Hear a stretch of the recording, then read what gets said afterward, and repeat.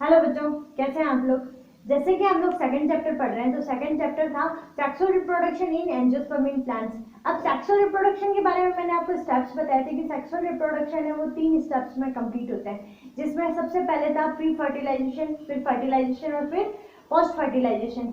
अब ये जो प्री फर्टिलाइजेशन है, तो प्री फर्टिलाइजेशन में 2 स्टेप्स थे, एक तो गैमेट्स का फॉर्मेशन होना और एक गैमेट्स का ट्रांसफर होना, जिसमें मैंने आपको ये समझाया था कि जो गैमेट्स का फॉर्मेशन है वो हमारे सेकंड चैप्टर में आएगा और जो गैमेट्स के ट्रांसफर से लेके जो एम्ब्रियोजेनेसिस तक का पोर्शन है वो हमारे थर्ड चैप्टर में आएगा। तो हम यहाँ जो सेकंड चैप्टर की बात कर रहे हैं कि जो गैमेट्स का फॉर्मेशन है, जिसमें मैंने आपको कल सबसे पहले बात की थी मेल रिप्रोडक्टिव ऑर्गन की। अब फ्लावर के अंदर हम लोग मेल रिप्रोडक्टिव ऑर्गन की बात करें तो फ्लावर के अंदर जो मेल रिप्रोडक्टिव सिस्टम है वो था हमारे एंड्रोशियम। एंड्रोशियम के हम लोग जो एक यूनिट इंडिविजुअल यूनिट की बात करें तो वो स्टैमिन था। अब स्टैमिन में हम लोगों ने 2 पार्ट देखे, एक तो फिलामेंट और एक एंथर। जो आज हम लोग बात करने वाले हैं वो बात करने वाले हैं स्ट्रक्चर ऑफ एंथर, परागकोश की संरचना। अब परागकोश की संरचना कहने को बहुत ही इजी सी होगी और सबसे मेजरली एक बात होती है कि जो बच्चे हैं ना कि सीधी लाइन और गोला खींचने में भी उनको प्रॉब्लम होती है, वो लोग बोलते हैं कि बायोलॉजी के डायग्राम से वो बहुत ज्यादा हार्ड होते हैं। ठीक है, ऐसा कुछ भी नहीं है, बायोलॉजी का डायग्राम इजी से इजी वे में आप लोग बना सकते हैं। जैसे मैंने आपको जो जूलॉजी के डायग्राम्स थे उनके भी इजी ट्रिक्स बताई है, उसी टाइप से मैं बॉटनी के डायग्राम्स की भी आपको ट्रिक बता दूंगी। तो जैसे कि हम लोग यहाँ एंथर का एक डायग्राम देख रहे हैं, तो एंथर के डायग्राम में मैंने कल कहा था बाइलोब स्ट्रक्चर है। ठीक है, लेट्स सपोज कि यार बाइलेड स्ट्रक्चर है। ठीक है, अब इस बाइलेड स्ट्रक्चर में क्या हो गए, 2 यहाँ कोष्ठक हो गए, दोनों में 2-2 कोष्ठक थे। ठीक है, कल वाला आपको डायग्राम इजीली समझ में आ गया होगा, कल वाले में इतनी सारी लाइन्स और इतने सारे गोले मैंने नहीं बना रखे थे। ठीक है, तो सबसे पहले मैं बात करूं इस टाइप से, ये क्या है, 2 पालियां हैं। अब इन दोनों पालियों को बीच में जोड़ने के लिए क्या पाई जा रही है, कनेक्टिविटी पाई जा रही है। ठीक है, जो कनेक्टिव है यूजेज जिसको बोल रहे हैं। ठीक है, अब मैं इसका ट्रांसफर सेक्शन जो टीएस काटूंगी, तो टीएस कैसे करता है, इस टाइप से करता है। तो इस टाइप से कटने के बाद मैं कैसे देखूंगी, ऐसे देखूंगी। तो यहाँ आप सोचिए कि इसमें भी 2 गोले हैं, इसमें भी 2 गोले हैं। ठीक है, तो सबसे पहले आपको ये ध्यान में होना चाहिए कि जब हम ये जो परागकोश है, परागकोश का ट्रांसफर सेक्शन काटते हैं, तो ट्रांसफर सेक्शन काटते हुए इसकी आकृति कैसी होगी, टेट्रागोनल, मतलब चतुष्कोणीय इसकी आकृति होगी। चतुष्कोणीय मतलब आपको यहाँ पे दिखाई दे ही रहा होगा कि चतुष्कोणीय है। ठीक है, फिर उसके अंदर हम लोगों ने 4 पॉलन शेक पढ़े थे। तो जो चारों के चारों पॉलन शेक है, जिसको माइक्रोस्पोरेंजिया भी बोलते हैं, तो माइक्रोस्पोरेंजिया कैसे दिखेंगे, गोलाकार दिखेंगे। ठीक है, तो ये तो बात होगी जो मैंने आपको कल की वीडियो में समझाई थी, उसी से कुछ रिलेटेड जो आपको समझ में आ गई होगी। ठीक है, उसके बाद में हम बात करते हैं कि जो कोशिकाएं विभाजन करती हैं। ठीक है, क्योंकि हम लोग प्लांट्स में देखते हैं कि प्लांट्स में जो सिर्फ विभाजन करने वाली कोशिकाएं होती है उसमें विभाजन पाया जाता है, और कुछ जो स्थायी टिश्यूज बन जाते हैं उसमें किसी भी टाइप का कोई विभाजन नहीं पाया जाता। ये आप लोगों ने 11th क्लास में पढ़ा है। मैं बार बार टॉर्चर कर रही हूँ, मुझे पता है कि 11th क्लास बोल के जिन्होंने नहीं पढ़ा है उनके लिए मैं वापस आपको अच्छे से समझा दूंगी कि जो मेरिस्टेमेटिक है, विभज्योतकी कोशिका है, तो आप नाम से समझने की कोशिश कीजिए, रटिए मत, क्योंकि ये जो बॉटनी वाले चैप्टर्स रहेंगे ये स्टार्टिंग के चैप्टर सबसे इजी है, इससे हार्ड चैप्टर भी आएंगे और इससे इजी चैप्टर भी आएंगे। बट आप लोगों को क्या करना है, हर चीज को, मतलब आप लोग यदि वीडियो देख रहे हैं अभी और आपका यदि मन नहीं है वीडियो देखने का, तो प्लीज वीडियो बंद कर दीजिए, क्योंकि बंद कर देंगे तो आपका दिमाग शांत हो जाएगा। और यदि आपका दिमाग यहाँ पे लगा हुआ है कि हाँ हमें ये चीज समझनी है, हमें दिल से ये चीज पढ़नी है, तो आप ये वीडियो कंटिन्यू रखिए ताकि आपको ये डायग्राम समझ में आए। अदरवाइज ये वाले जो बॉटनी के होते हैं तो हम एक बिना इंटरेस्ट के देखेंगे तो हमें ये चीज समझ में नहीं आएगी। तो सबसे पहले एक चीज क्या है, आपको इंटरेस्ट क्रिएट करना है। और मेरा जो एक टारगेट है, मेरा टारगेट ये नहीं है कि मैं आप लोगों को पढ़ाती जाऊँ, बस मेरा काम कंप्लीट कर दूँ। मेरा टारगेट ये है कि आपको पढ़ना सिखाना है कि आप लोग किस टाइप से अपना सबसे अच्छे से रिप्रेजेंट कर सकते हैं। जैसा मैंने आपको समझाया है, मैं अपनी तरफ से 100% देने की कोशिश करूंगी। ठीक है, उससे अधिक ज़्यादा, मतलब उससे ज़्यादा आप लोग है ना किसी बच्चे को या किसी अपने छोटे भाई को समझाने में एबल रहे, ये मेरा एक टारगेट रहेगा। तो आप लोग मतलब किसी भी चीज़ को पढ़ने के बाद में उस चीज़ को चाहे मिरर को समझाओ, जरूरी नहीं है कि आपके सामने कोई बच्चा बैठा हो या पकने के लिए पेरेंट्स बैठे हो। ठीक है, क्योंकि हर चीज़ को पढ़ने के लिए हर कोई नहीं पकना चाहेगा। तो आप लोग क्या कीजिए, मिरर लीजिए और उसी को समझाइए कि ये चीज़ इस टाइप से है। ठीक है, तो वो चीज़ आपके माइंड में फिक्स हो जाएगी, तो कभी भी आपको ऐसे भूलने जैसा नहीं लगेगा। ठीक है, तो यहाँ पे हम सबसे पहले बात करें मेरिस्टेमेटिक। ठीक है, इस डायग्राम को एक बार भूल जाइए।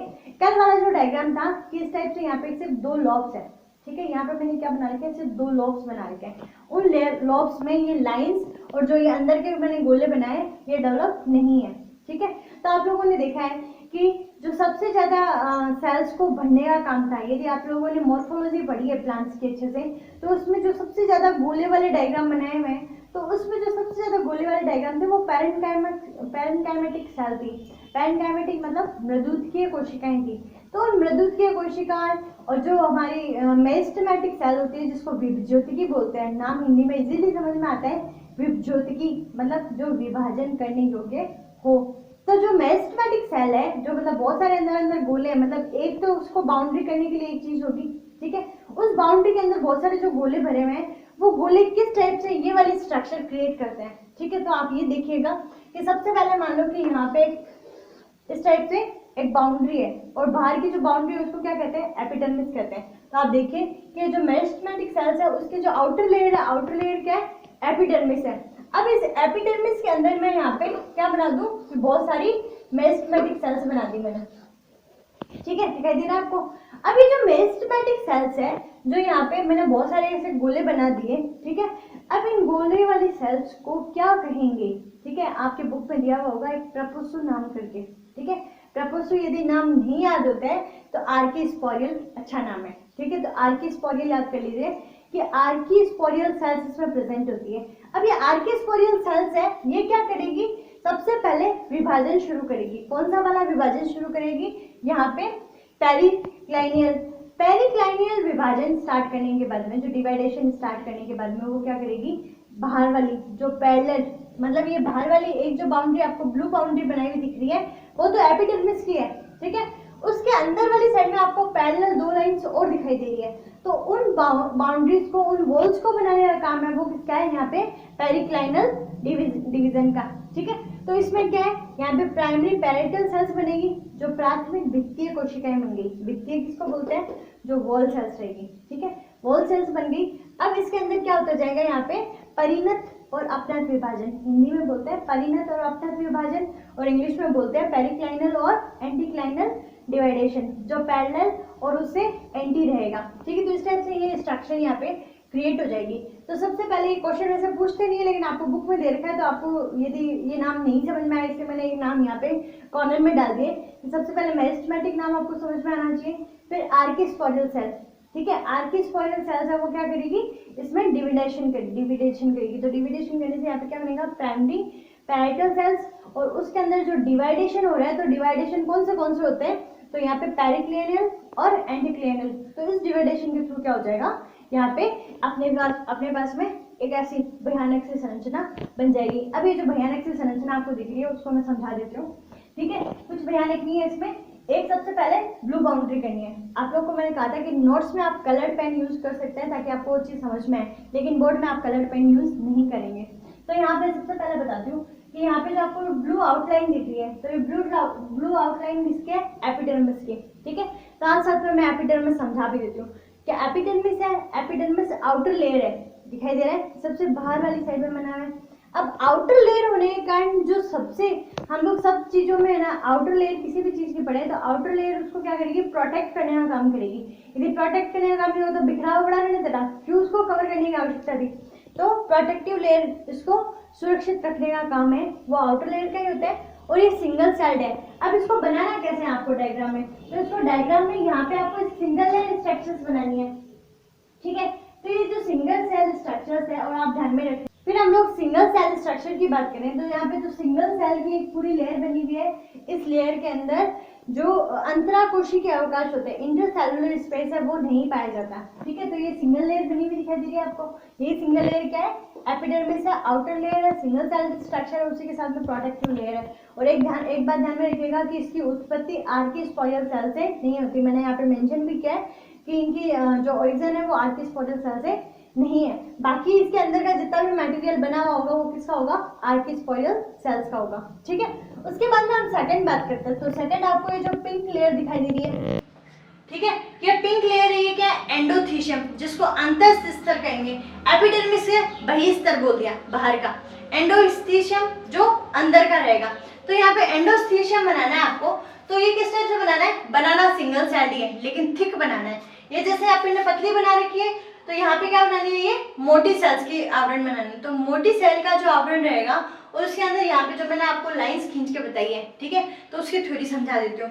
तो उसकी थ्योरी क्या रहेगी, यहाँ पे जो एंडोथीशियम है वो सिंगल सेल स्ट्रक्चर है, उसी के साथ में क्या थिक लेयर है, मोटी लेयर है। यहाँ कैसे थी, थिन लेयर थी जो एपिडर्मिस थी, ये थिक लेयर है मतलब मोटी लेयर है। उसके बाद में यहाँ पे अल्फा सेलुलोज के फाइबर्स प्रेजेंट होते हैं। अब ध्यान में रखना कि यहाँ पे जो लेयर्स है, एक लेयर बाहर की तरफ, एक लेयर अंदर की तरफ। तो जो अंदर वाली रहेगी वो कैसी रहेगी, मोटी रहेगी, और बाहर वाली कैसी रहेगी, पतली रहेगी। अब मोटी किसके कारण है, ठीक है। अब आपसे यहाँ पे एंडोथीशियम में बहुत सारे क्वेश्चन पूछे जाएंगे। अब सबसे पहले क्वेश्चन यही हो गया, ठीक है। यहाँ पे जो पूरा का पूरा हम लोग स्ट्रक्चर देख रहे हैं ना, तो स्ट्रक्चर में जो सबसे फर्स्ट क्वेश्चन बनता है वो ये क्वेश्चन बनता है कि हमारे जो एंथर की जितने भी पोर्शन है उनका डिवाइडेशन किन सेल से होता है, तो आर्किस्पोडियल सेल। फर्स्ट क्वेश्चन क्लियर, ठीक है। सेकंड, हमें इसमें कितनी लेयर्स पाई जाती है, कितने स्तर पाए जाते हैं, कितनी भित्तियां पाई जाती हैं। तो यहाँ पे जो वॉल्स रहेगी वो 4 रहेगी, एपिडर्मिस, एंडोथीशियम, मिडिल लेयर और टैपिटम। तो इन चारों के नाम ध्यान में रखने हैं, ठीक है। उसके बाद में ये एपिडर्मिस पढ़ लीजिए, लेकिन आंसर क्वेश्चन नहीं बनता आपके बोर्ड लेवल पे। तो बोर्ड लेवल पे एंडोथीशियम का क्वेश्चन रहेगा, तो एंडोथीशियम का क्वेश्चन ये रहेगा, एक तो सिंगल सेल थिक लेयर है, उसके बाद में अल्फा सेलुलोज फाइबर्स प्रेजेंट है इसमें। जो अल्फा सेलुलोज फाइबर्स यहाँ पे आपको बने हुए दिखाई दे रहे हैं ना, ये सारे अल्फा सेलुलोज फाइबर्स है। अब ये अल्फा सेलुलोज क्या करते हैं, इसको आर्द्रता प्रदान करने का काम करते हैं, नमी प्रदान करने का काम करते हैं, ठीक है। उसके बाद में कैलोज बॉन्ड प्रेजेंट होते हैं इसमें, तो कैलोज बॉन्ड याद रखना है इसके बाद में। अब एक चीज यहाँ ध्यान रखना कि ये जो पूरी लेयर बनी हुई है, ठीक है, तो मैंने कल यहाँ पे जो स्फुटन रेखा बनाई थी, तो स्फुटन रेखा कहाँ बनेगी, यहाँ। तो यहाँ से क्या होगी, स्फुटित होने का काम करेगी, और सारे के सारे जो पॉलन ग्रेन्स बनेंगे वो यहीं से क्या होंगे, रिलीज होंगे, ठीक है। जो कल हम लोगों ने डायग्राम में देखा था, तो उसमें आप ध्यान में रखिएगा कि कहीं कहीं पे, अब इस एरिया पे और इस एरिया पे अल्फा सेलुलोज और कैलोज बैंड है वो प्रेजेंट नहीं होते, बाकी सब पूरी जगह पाए जाएंगे। उसके बाद में हाइग्रोस्कोपिक इन नेचर, हाइग्रोस्कोपिक का मतलब हो गया कि ये आर्द्रता ग्राही है, इसमें आर्द्रता पाई जाती है। अब हम लोग नॉर्मली देखते हैं कि जब गर्मी होती है तब हमारे होठ में, एग्जाम्पल्स लिप्स का इसलिए दूंगी कि यहाँ पे जो स्टोमियम नाम आएगा वो होठ से रिलेटेड रहेगा, तो आपको याद रह जाएगा कि हम लोग गर्मी में हमारे लिप्स फटते नहीं है, हमारे लिप्स या होठ में क्या पाई जाती है, नमी पाई जाती है। लेकिन जैसे ड्राइनेस आ गया, मतलब सर्दी आ गई, तो हमारे होठ क्या होने लग जाते हैं, फटने लग जाते हैं, ठीक है। तो यहाँ पे आर्द्रता जब तक प्रेजेंट है तब तक तो ये नहीं फटेगी, लेकिन ये आर्द्रता जैसे ही खत्म हुई तो यहाँ पे क्या बन जाएगा, स्टोमियम बन जाएगा। स्टोमियम में उसको ओस्ट कोशिका भी कहा जाता है, तो ओस्ट वर्ड है वो लिप्स की हिंदी है। तो यहाँ पे जो स्टोमियम है, तो स्टोमियम कहाँ बनेंगे, यहाँ आपको ये दिखाई दे रहा होगा स्टोमियम लिखा हुआ, ठीक है। तो स्टोमियम फॉर्मेशन है वो भी एंडोथीशियम में होता है। अल्फा सेलुलोज फाइबर्स और कैलोज बैंड कहाँ पाए जाएंगे, एंडोथीशियम में पाए जाएंगे। स्टोमियम कौन बनाएगा, ये बनाएगा। आर्द्रताग्राही नेचर किसका है, एंडोथीशियम का है, और आर्द्रताग्राही नेचर होने के कारण ही जो स्फुटन रेखा बनती है, डेंस ऑफ एंथर, तो कहाँ पाया जाएगा, एंडोथीशियम में। तो बचा अकेला एंडोथीशियम है, वो 10 क्वेश्चन लिए हुए हैं, तो आप लोगों को ये ध्यान में रखना है, ठीक है। उसके बाद में हम बात करते हैं यहाँ थर्ड लेयर की, जो आपको एक येलो लाइन दिखाई दे रही है। यदि आपको बोर्ड पे कलर डायग्राम नहीं दिखाई देता है तो टेलीग्राम में मैं सारे डायग्राम्स के फोटोज डालती हूँ, तो आप वहां से डायग्राम्स बना लीजिए। यहाँ सिर्फ आप समझिए डायग्राम्स और थ्योरी आप वहां से भी देख सकते हैं, ठीक है। उसके बाद में हम थर्ड लेयर की बात करते हैं, मिडिल लेयर। जो आपको ये येलो लेयर बनाई हुई दिख रही है, ये क्या है, मिडिल लेयर, जिसको हिंदी में कहेंगे मध्य स्तर, ठीक है। अब ये जो मध्य स्तर है, मध्य स्तर कैसा होगा, पैरेन्काइमेटस होगा। पैरेन्काइमेटस का मतलब होता है मृदुत्कीय कोशिकाओं का भरा होगा। अब मृदुत्कीय कोशिकाओं की एक खास बात होती है कि उसमें अंतराकोशिकीय अवकाश पाए जाते हैं, चाहे तो गोल गोल बना दो, ठीक है, चाहे अंडाकार बना दो, तो यहाँ पे बीच में क्या रह जाएगा, इसमें स्पेस रह जाएगा। तो ये 1 से 3 लेयर की होती है, 1 2 3 लेयर्स की रहेगी, और इसमें अंतराकोशिकीय अवकाश है वो भी पाया जाएगा। तो मृदुत्कीय कोशिका हो गया, 1 2 3 सेल हो गया, ठीक है, समझ में आ गया होगा आपको।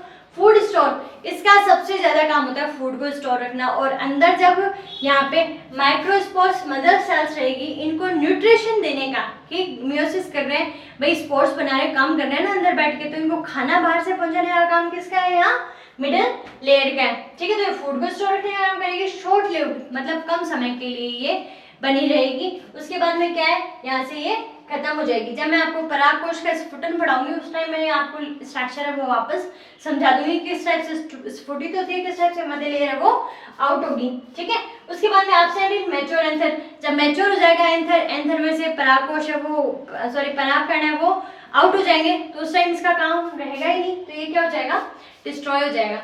उसके बाद में हम जो बात करते हैं वो बात करते हैं टैपिटम की। भाई साहब सबसे ही इम्पोर्टेंट है, जो सबसे इनर मोस्ट लेयर बोली जाती है वो क्या है, टैपिटम है। अब टैपिटम की स्ट्रक्चर आप देखिए, यहाँ पे मैंने पॉलीगोनल बनाई है। पॉलीगोनल का मतलब मैं बहुकोणीय बोल दूं यहाँ पे, ठीक है। तो यहाँ पे जो बहुकोणीय स्ट्रक्चर है ये क्या है, न्यूट्रिटिव लेयर है। क्या है, न्यूट्रिटिव लेयर जो पोषण प्रदान करने का काम करेगी। अब पोषण प्रदान करने के साथ साथ में ये पॉलन शेड को भी कवर करने का काम कर रही है। जो मैंने ग्रीन आउटर लेयर नहीं है, 2 लेयर, तो वो क्या है, पॉलन शेड को भी कवर कर रही है। उसके बाद में हम बात करें कि इनिशियली ये कैसी रहेगी, डिप्लॉयड। स्टार्टिंग में इसकी स्ट्रक्चर डिप्लॉयड रहेगी। डिप्लॉयड का मतलब कि यहाँ पे कैसे पाई जाएगी, जो एक ही न्यूक्लियस है वो कैसा होगा, द्विगुणित होगा। लेकिन फिर वो क्या करता रहेगा, अपने आप में यहाँ फ्री न्यूक्लियस डिवाइडेशन। अब फ्री न्यूक्लियस डिवाइडेशन के कारण आपको दिखाई दे रहा होगा कि मैंने इन सेल्स में बहुत सारे डॉट्स बनाए, तो ये डॉट्स दिए, ये क्या है, केंद्रक है। तो ये कैसी स्ट्रक्चर हो जाएगी यहाँ पे, पॉलीप्लॉइड। जो डिप्लॉइड है उससे कैसे हो जाएगी, पॉलीप्लॉइड, बहुगुणित हो जाएगी, ठीक है। तो इस टाइप से हमारी ये टैपिटम की स्ट्रक्चर होती है। अब यहाँ पे जो सबसे अच्छा क्वेश्चन बनता है, सबसे अच्छा जो क्वेश्चन बनता है वो ये बनता है कि भाई टैपिटम के 2 कार्य लिख दो, काम खत्म, ठीक है। तो अब हम लोग बात करते हैं टैपिटम के कार्य के बारे में।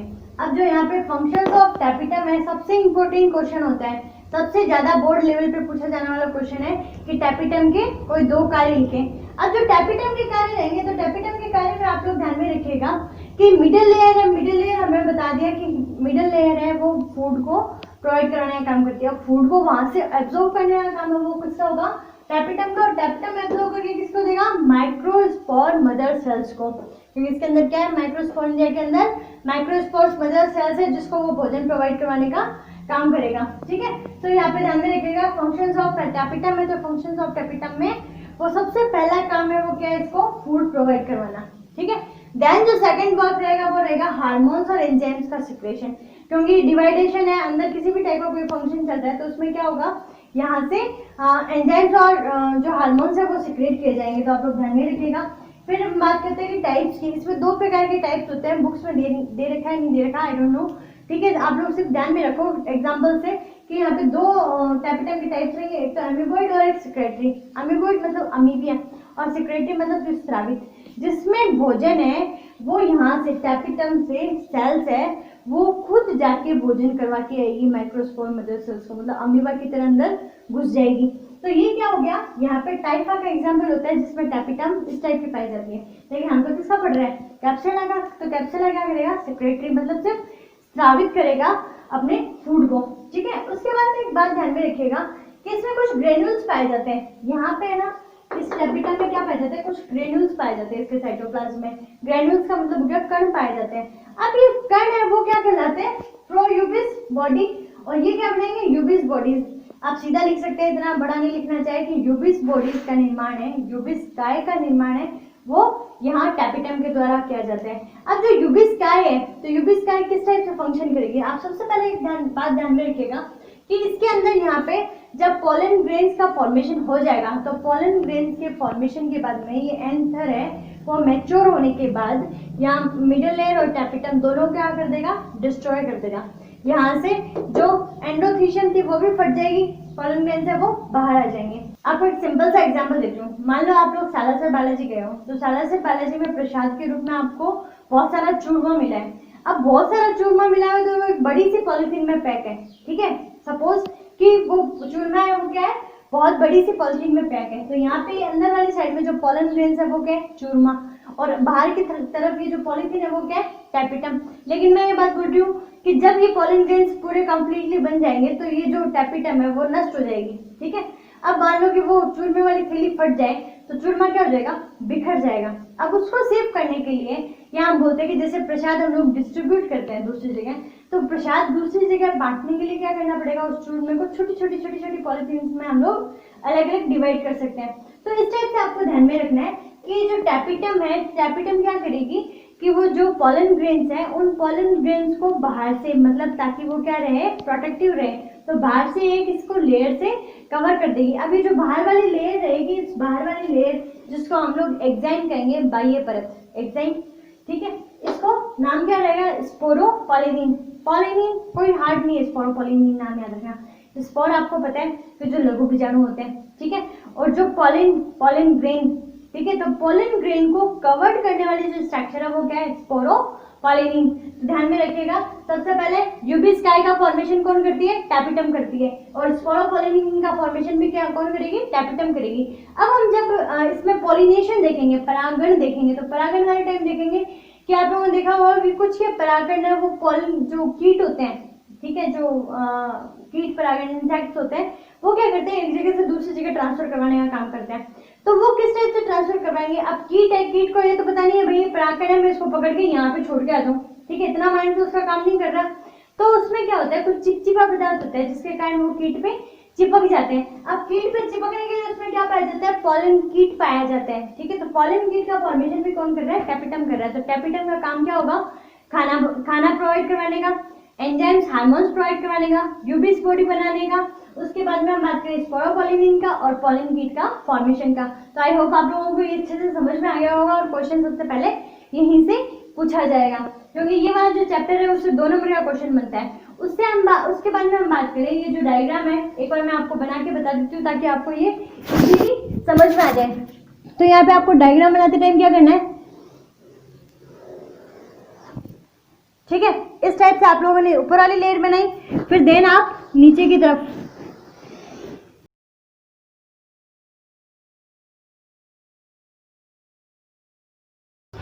तो इस टाइप से इसमें क्या बना दीजिए, राउंड बना दीजिए, और 2 लेयर्स आपको यहाँ से कंप्लीटली ड्रॉ करनी है। तो इस टाइप से आपका पराकोश का डायग्राम है वो इजीली ड्रॉ हो जाएगा। तो आप लोग ये नोट्स मेंटेन कर लीजिए।